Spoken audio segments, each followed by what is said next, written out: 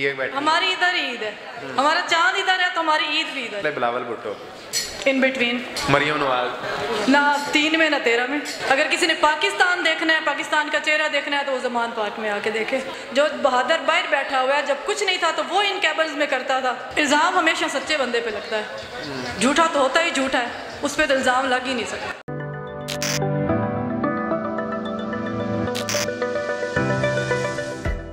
वालेकुम सलाम। कैसे हैं आप? अल्लाह का शुक्र, बिल्कुल ठीक।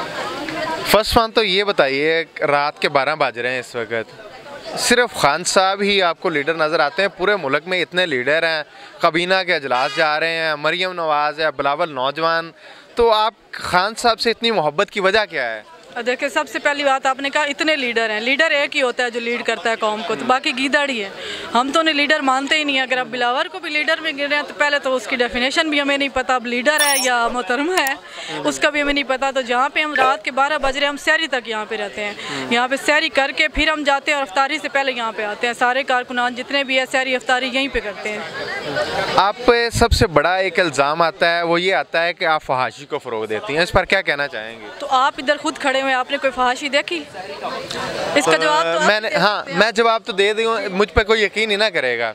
इल्ज़ाम आप पे है, आप इसका जवाब देंगे ना? है, आप इधर सारा घुमा के देखें, अगर आपको कोई फहाशी नज़र आती है तो फिर आप हमसे क्वेश्चन भी कर सकते हैं कि ये फहाशी है, फिर हम उसका जवाब देंगे। ये जो इल्ज़ाम लगा रहे हैं, इनके पीछे क्या सोच है, क्या मुहरकात हैं? ये इल्ज़ाम मुसलसल क्यों लगाए जा रहे हैं? क्योंकि दिमाग में जिसके जो कुछ होता है वो वही बोलता है। तो वो जो दिमाग में उनके है वो उनकी ज़बान पे है, तो उनकी सोच इस तरह की है तो इस तरह के बोलेंगे। हम उनको बल्कि दावत देते हैं वो यहाँ पे आएँ और इन सवालों के जवाब अपनी आंखों से यहाँ से लेके जाएं। एक इल्ज़ाम आप पे ये था कि आप फहाशी को फ़रोग देते हैं, दूसरा इल्ज़ाम आप पे ये है कि आप गालम गलोच से काम लेते हैं सोशल मीडिया पे बैठ के और यहाँ पे आके भी, तो इस पर क्या कहना चाहेंगे? यहाँ पे तो कोई भी गाली नहीं देता और हमारे लीडर ने भी हमें बहुत तहम्मुल से और सुकून से रहना सिखाया। अगर वो हमें ये ताकीद ना करते तो फिर इनको अब पता चलता कि ये जो अवाम काबू की हुई है इमरान खान ने, ये फिर खुद कैसे उनको गाली भी देती है और कैसे उनसे ये इंतकाम भी लेती है। अच्छा, ईद के दिन करीब हैं, मैंने बाकी जितनी भी ईदें गुजरी हैं ख़वातीन को बिलखसूस देखा है, वो बाज़ारों का रुख करती हैं, तो आप ज़मान पार का रुख किए बैठे? हमारी इधर ईद है, हमारा चांद इधर है तो हमारी ईद भी इधर ही है। चांद इधर निकला, चांद भी इधर है तो ईद भी इधर ही होगी, बल्कि आप लोग भी यहीं पे होंगे। अच्छा, हम भी इधर ही होंगे। मुझे ये बताइएगा कि खान साहब से, वैसे क्वेश्चन मैं कर चुका हूँ, खान साहब से मोहब्बत की वजह क्या है? असल मोहब्बत की वजह है सीधा रास्ता, ला इलाहा इल्लल्लाह का जो रास्ता है, क्योंकि हमारी बेसिक वही है। हमारे जो आप सल्लल्लाहु अलैहि वसल्लम थे, हमारे जो आखिरी नबी थे, उन्होंने भी इसी रास्ते पे चलने की ताकीद की थी। तो हमें जो रास्ता सच्चाई का नज़र आएगा हम वो उसके पीछे चलेंगे। सच्चाई का रास्ता नज़र आएगा, आप उसी पे चलेंगे। खान साहब पे तो इल्ज़ाम और इस वक्त केस, उन पे FIR जिस तरह से हो रही हैं, तो तनकीद करने वाले तो तनकीद भी कर रहे हैं। इल्ज़ाम हमेशा सच्चे बंदे पे लगता है, झूठा तो होता ही झूठा है, उस पर तो इल्ज़ाम लग ही नहीं सकता। अच्छा, मौलाना नासिर मदनी साहब ने एक और इल्ज़ाम लगाया था कि इन्होंने नौजवान हमारे पीछे लगा दिया, जिस तरह आप सल्लल्लाहु के पीछे नौजवानों को लगाया गया था। तो वो कहना ये चाह रहे थे उस वक़्त अबू जहल अबू लहब ने, जिस तरह इसी तरह वो कह रहे हैं हम सच्चे हैं, हम पे खान साहब ने नौजवानों को, यूथ को लगा दिया है। अब नौजवान पढ़े लिखे हैं, ये पढ़ी लिखी जनरेशन है, वो कोई अंधाधुन लकीर के फ़कीर तो हैं कोई नहीं। अब आपने कसूर वाले जलसे में देखा, वहाँ पे उनको ये कहा गया नौजवानों को कि आपको राशन मिलेगा, आपको आटा मिलेगा। अब फ़कीर लकीर के फ़कीर थे, वहाँ पे चले गए, उनका कोई मोटिव तो नहीं था। तो यहाँ पे जो लोग आते हैं वो विजन के साथ आते हैं, खान साहब के नज़रिए पे आते हैं। अच्छा, आपने ये बात कहाँ से सुनी कि उन्होंने उनको राशन का या इफ्तारी का जलसा दे के वहाँ पे लोगों को बुलाया? क्योंकि जब उनको नहीं मिला तो वो आके रो रहे थे। अच्छा, मैं क्या शायद मरियम को आपने नहीं, मरियम को हम नहीं सुनते। अच्छा, 5 मैंने लोगों के नेम लेने हैं, आपने उनके बारे में फौरी जो स्केच सामने आएगा वो बोलना है। सबसे पहले बिलावल भुट्टो, इन बिटवीन। अच्छा, मरियम नवाज, ना 3 में ना 13 में। मौलाना फजल रहमान, इस उम्र में वो कहते हैं ना 900 बिल्ली चूहे खा के हज को चली। अच्छा, आसिफ अली जरदारी, उसको हम क्या कहें, साजिश के अलावा सारी साजिशें पीछे बैठ के उन्होंने ही चलानी होती हैं।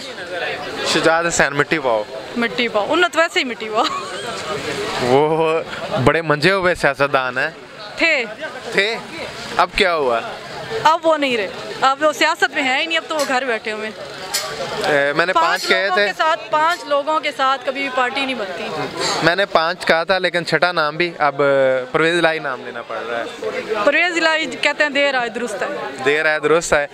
तो खान साहब कभी कहा करते थे उन्हें डाकू, या बड़े मुख्तलिफ उनके बारे में खान साहब ने अल्फाज कहे, तो आज उन्हें सदर बना दिया, तो इस पे इख्तलाफ नहीं किया आपने? इख्तलाफ ये है कि सुबह का भूला अगर शाम को घर आ जाए तो उसे भूला हुआ नहीं कहते। तो अब सदर अगर फिर धोखा देगा, जैसे अलीम ने धोखा दिया, जहांगीर ने धोखा दिया। पाकिस्तान में है ही धोखा, जब कोई देगा तो फिर देखा जाएगा। ये तो अपने ज़मीर की बात है ना, किसी का कोई भी गारंटी नहीं दे सकता, फिर आप अपने घर में किसी की नहीं दे सकते। चले, यहाँ ज़मान पार्क में सबसे यूनिक चीज़ आके क्या लगी, मुनफरद, जो आपको घर में या बाकी जलसे जुलूस में और कहीं नहीं, ज़मान पार्क में कोई यूनिक चीज़ जो आपको यहाँ पे सिर्फ यहाँ पे ज़मान पार्क से ही मिली हो? उसमें ये है कि यहाँ पे सब पाकिस्तानी है। यहाँ पे कोई पठान, बलोची, सिंधी, पंजाबी नहीं है। यहाँ पे सब पाकिस्तानी है। अगर किसी ने पाकिस्तान देखना है, पाकिस्तान का चेहरा देखना है, तो वो ज़मान पार्क में आके देखे। वो ज़मान पार्क में आके देखे। खान साहब पर एक और इल्ज़ाम लगता है कि खान साहब अपने आप को बहादुर कहते हैं, निडर कहते हैं। अब वो जलसे भी केबन में बैठ के करते हैं, और जब अदालतों में पेश होते हैं तब भी अपना चेहरा छुपाया होता है, तो क्या कहेंगे इस पे? बहादुर वो खुद नहीं कहते, बहादुर उन्हें हम कहते हैं, और बहादुर ही गोलियां खाते हैं। तो हमको इतने बेवकूफ़ तो नहीं कि अपने लीडर को खोने के लिए, जो बहादुर बाहर बैठा हुआ है, जब कुछ नहीं था तो वो इन कैबन्स में करता था मीटिंग्स। तो अभी हमारे लिए तो खान साहब ज़रूरी है, हम तो खुद भी कैबन की जगह उनके आगे खड़े हो जाएंगे उनको प्रोटेक्ट करने के लिए। आप उनके आगे खड़े हो जाएंगे, तो आप समझती हैं कि खान साहब ने जो नौजवानों को उम्मीदें दिलाई हैं, तो पहले भी नौजवान थोड़े से मायूस हुए थे, थोड़े से 3.5 साल दौरे हुकूमत में, अब खान साहब दोबारा आएंगे तो जो उम्मीदें दिलाई हैं नौजवानों को एब्सोल्युटली नॉट के हवाले से, और भी बाकी जितनी भी चीज़ें हैं, उन पे पूरा उतर पाएंगे? एब्सोल्युटली नॉट तो अभी तक है, और इंशाल्लाह रहेगा, और नौजवानों को जो उम्मीदें हैं इंशाल्लाह पूरी होंगी, क्योंकि अपने लिए जदोजहद वो खुद कर रहे हैं। जब आप अपने लिए खुद नहीं खड़े होते तो दूसरों से उम्मीद जो रखना होता है वो फजूल होती है। तो 3.5 साल की जो आप बात कर रहे हैं, 35 साल का जो एक कचरा था वो 3.5 साल में समेटते समेटते इतनी सफाई तो हो चुकी थी, लेकिन दोबारा जब गंद फैला है, वो ट्रक भरा हुआ गंद का गिरा है, तो गंद तो होना था। तो इंशाल्लाह हम वो भी समेटेंगे, इलेक्शन में समेटेंगे। आज आसिफ अली जरदारी ने, आखिरी क्वेश्चन ही है, आज आसिफ अली जरदारी ने ये आप पे इल्ज़ाम लगाया है क्या कि 3.5 साल का जो गंद है अब वो हमें साफ़ करना पड़ रहा है? 3.5 साल में जो सफाई हुई है उस पर गंद डालना चाह रहे होंगे, शायद भूल के उल्टा बोल गए।